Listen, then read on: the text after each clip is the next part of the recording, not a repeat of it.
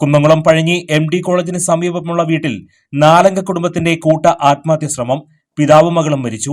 Pazhanji അരുവായി MD കോളേജിന് സമീപം മാടക്കപ്പറമ്പിൽ വീട്ടിൽ 50 വയസ്സുള്ള സിബി, 19 വയസ്സുള്ള മകൾ അലീന എന്നിവരാണ് മരിച്ചത്. സിബിയുടെ ഭാര്യ ബീന, മകൻ ആദിത്യൻ എന്നിവരുടെ നില ഗുരുതരമാണ്.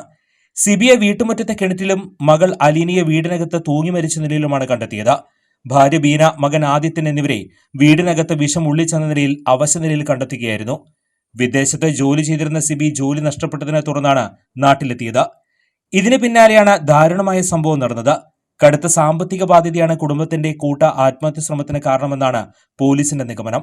വിവരമറിഞ്ഞെത്തിയ Kunnamkulam fire station assistant station officer Benny മാത്യുവിന്റെ നേതൃത്വത്തിലുള്ള സംഘമാണ് കിണറ്റിൽ നിന്ന് സിബിയുടെ മൃതദേഹം പുറത്തെടുത്തത്. മരിച്ച സിബിയുടെയും മകൾ അലീനയുടെയും മൃതദേഹങ്ങൾ കുന്നംകുളം താലൂക്ക് ആശുപത്രിയിലേക്ക് മാറ്റി. ഗുരുതരാവസ്ഥയിലുള്ള സിബിയുടെ ഭാര്യ ബീന, മകൻ ആദിത്യൻ എന്നിവർ തൃശൂർ മെഡിക്കൽ കോളേജ് ആശുപത്രിയിൽ ചികിത്സയിലാണ്.